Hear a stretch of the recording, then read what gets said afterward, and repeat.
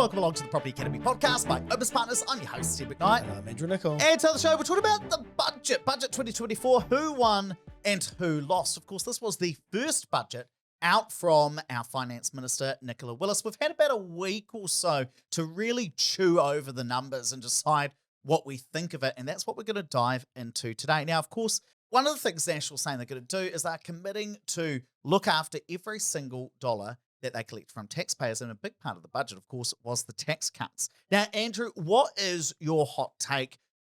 Ballpark, what do you think about the budget? The tax cut side of things, let's talk about that first. So about a $20 a week benefit for most of the people that we work with. And I have to say, I'd rather we just didn't get those and we cut down spending. And if we cut down spending, that obviously reduces a bit of inflationary pressure. If we do that, we'll probably get interest rate cut sooner. That would have a better impact than $20 a week, to be honest. Yeah, it's quite fascinating. I was on Radio New Zealand the night that budget came out. I was talking to Wallace Chapman, right? So he's the Radio New Zealand presenter. He's been there for yonks. Yeah.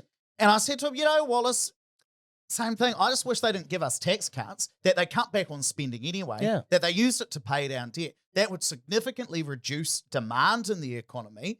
And if that happened, inflation would come down faster, then we'd get a lower interest rate. And you know what? That would make the biggest difference to me. Because if you've got a $500K mortgage, right, $20 a week is the same as a 0.2% cut in the interest rate. Right. So hardly anything. So, yeah. If I got a 0.5% cut in the interest rate, I'd be like stoked. I'd be like, Nicola Willis is my new girlfriend. Well, not Take exactly, that, Angela.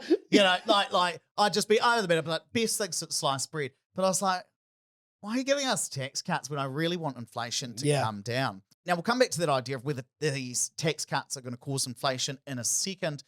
But I wanted to know, is there anything else that's exciting you in the budgets? Yeah, well, with the updated forecast, they have got Treasury now putting lower interest rates later on this year. So that's quite interesting. Yeah, because previously, if I took you back to December, Treasury thought that interest rates wouldn't start falling until like the end of 2024, really into 2025. But with their new forecast, they're kind of signaling they reckon there's going to be a cut kind of September, December-ish, and that interest rates will eventually get to the same point, but they'll fall a little bit faster than what they previously thought.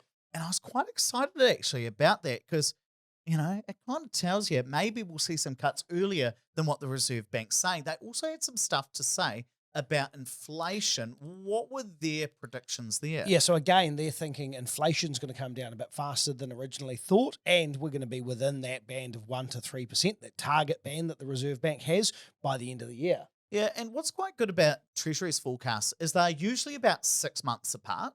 So that kind of gives you a sense of travel, I guess, about how is the economy changing. So if I compare that to the Reserve Bank, which is the question I think you were going to ask, they release new forecasts every 3 months. And so sometimes you can get a little bit lost in like the quarter-on-quarter changes. But here you're like, okay, well, if we compare inflation today compared to what we were thinking 6 months ago, it's actually got quite significantly better. And that's going to be a really good sign for property investors when we are thinking about what's going to happen in terms of our interest rates.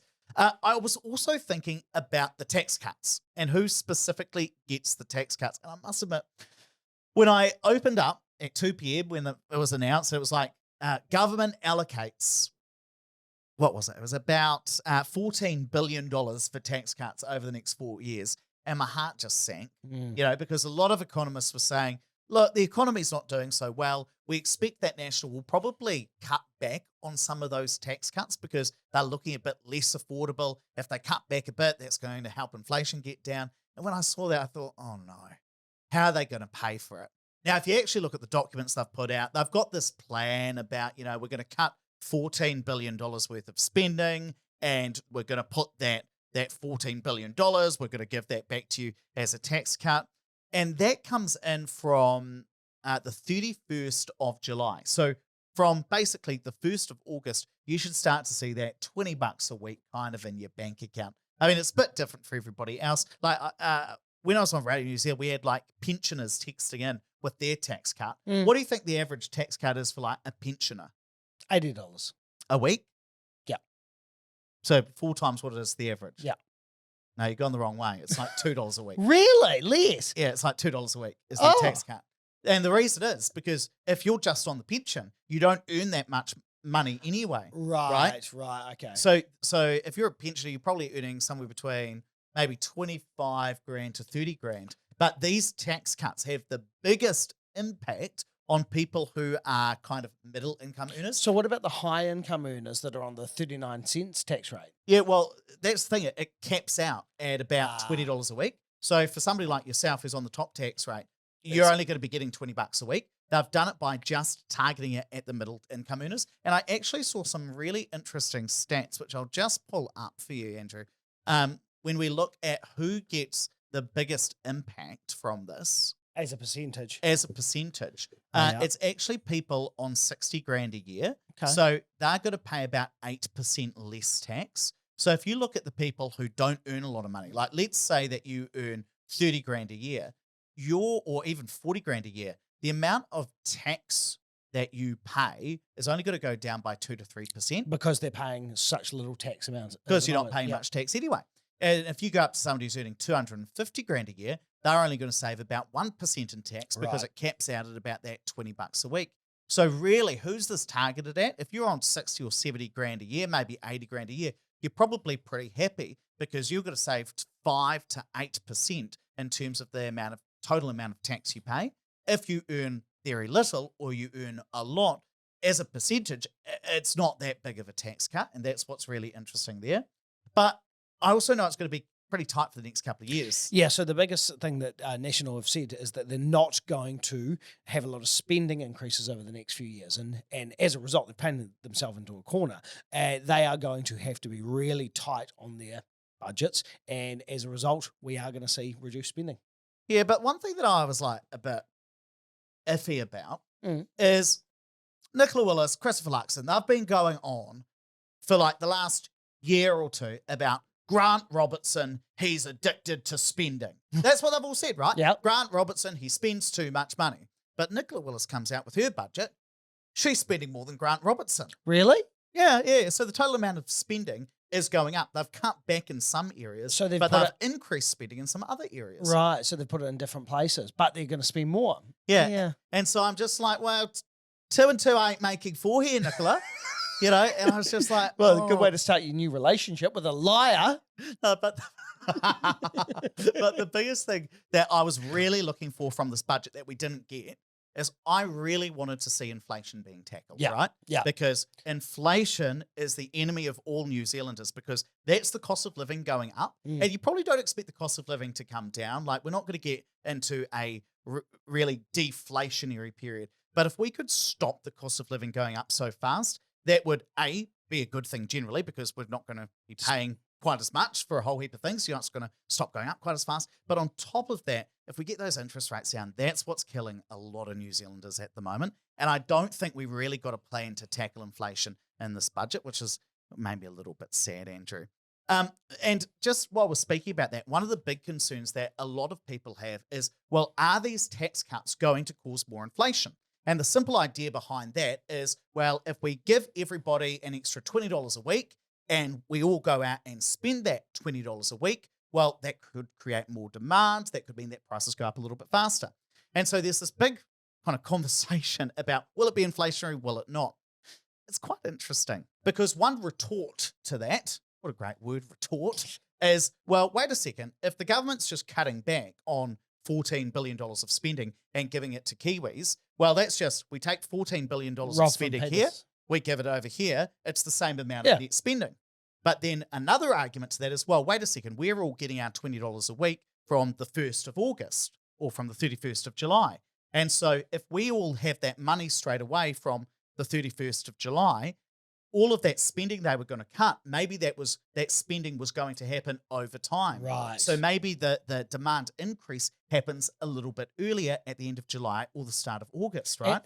But at that level of money into the economy, does it really make a difference? Well, that's where it gets even more interesting. So when I was on Radio New Zealand, we were talking to another economist, Gareth Kiernan from Infometrics, and he had a really interesting argument. He was like, well, actually, these tax cuts could actually lower inflation. And I'm like, okay, come on, How Gareth. does that work? That's what I wanted to know. Okay, what's the argument for that?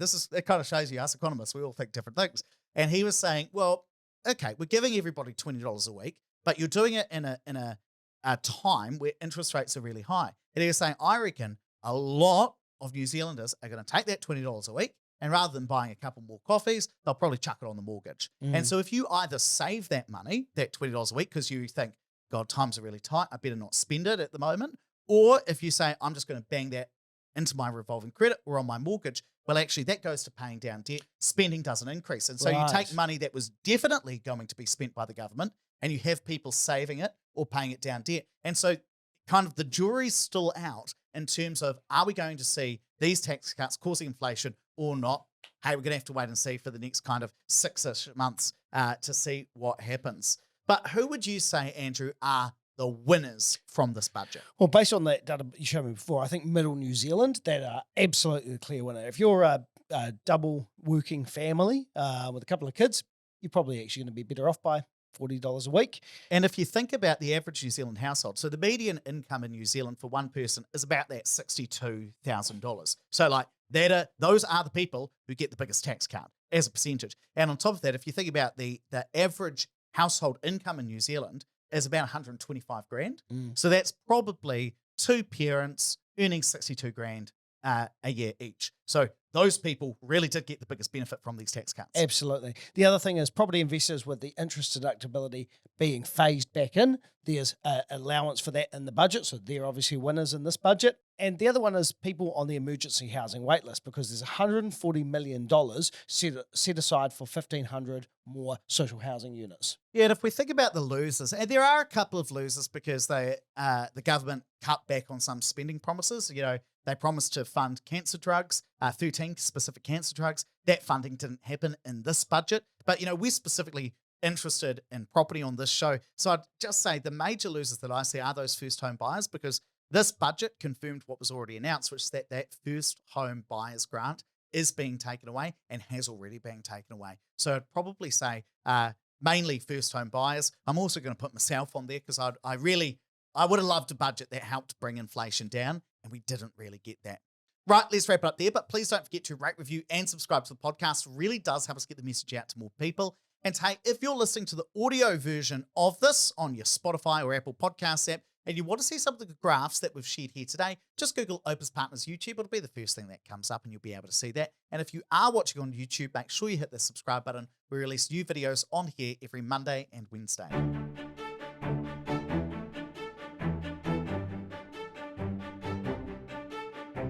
Thanks for listening to the Property Academy podcast. I'm your host, Stephen Knight. I'm Andrew Nicola. We're going to be back again tomorrow with even more daily strategies, tactics, and insights to help you get the most of the New Zealand property market.